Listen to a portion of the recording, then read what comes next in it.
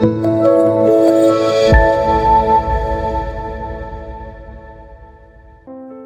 boleh cerita, pernah nggak kita melihat anak orang lain udah bisa baca, lalu tanpa sadar kita bertanya dalam hati, anakku kok belum ya? Atau sebaliknya, anak kita udah diajarin baca tulis sejak kecil, tapi sekarang setiap disuruh menulis malah ngeluh, mudah emosi, marah, bahkan menolak. Kalau iya, mungkin masalahnya bukan di anaknya, tapi di cara kita memahami baca tulis itu sendiri. Hari ini aku pengen ngajak ayah bunda ngobrol pelan-pelan tentang satu hal penting dalam pengasuhan, baca tulis pada anak. Baca tulis untuk anak usia dini itu sebenarnya bukan gak boleh. Yang sering keliru adalah cara kita memandangnya. Kita sering menganggap baca tulis itu tujuan akhir. Anak bisa ngeja, anak bisa nulis. Padahal baca tulis itu adalah sebuah proses, dan proses itu ada tahapannya. Tahap pertama bukan langsung bisa, tapi konsepnya dulu. Konsep membaca misalnya. Apakah anak terbiasa dibacakan cerita? Apakah buku hadir sebagai sesuatu yang hangat dan menyenangkan? Di tahap awal, buku itu tulisannya gede-gede, besar-besar. Dalam satu halaman hanya sedikit kata, gambarnya lebih banyak. Lalu bertahap, tulisannya bertambah, gambarnya diperkecil. Nah, itu sudah masuk proses membaca. Bahkan aktivitas seperti mewarnai itu sebenarnya bagian dari konsep membaca. Ketika anak mewarnai gambar rumah, apakah dia sudah bisa membedakan pintunya warnanya sendiri, jendelanya warnanya sendiri, dan atap? Atau semuanya masih diwarnain satu warna? Ini penting karena kelak anak akan membaca huruf A, B, C, D, dan lain sebagainya yang masing-masing punya bentuk yang beda. Lalu kita masuk ke konsep menulis. Menulis itu bukan langsung soal memegang pensil.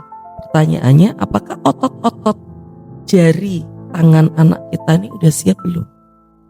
Apakah anak kita sudah terbiasa meremas, menggunting, merobek, menjuput? Aktivitas yang sering kita anggap cuma main-main, padahal justru itulah latihan paling penting untuk motorik halus. Karena menulis itu kerja otot kecil, dan menulis itu bukan hanya merangkai huruf. Ujungnya adalah anak mampu bercerita, mendeskripsikan, supaya nggak kayak saya zaman dulu ya, angkatan saya.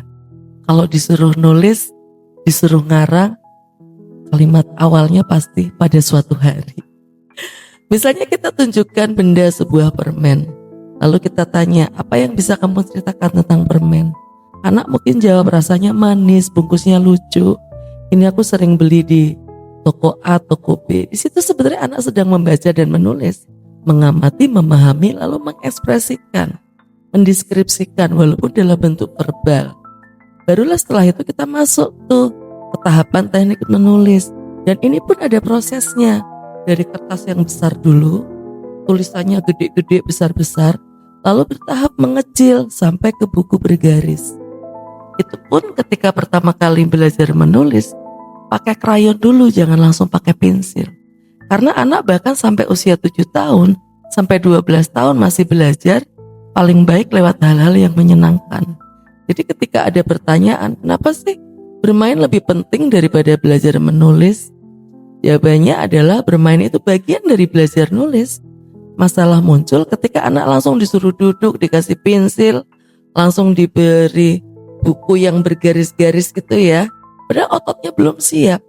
Akhirnya menulis terasa sebagai beban, bukan sebagai alat untuk mengekspresikan diri. Ayah bunda, anak tidak sedang berlomba ya.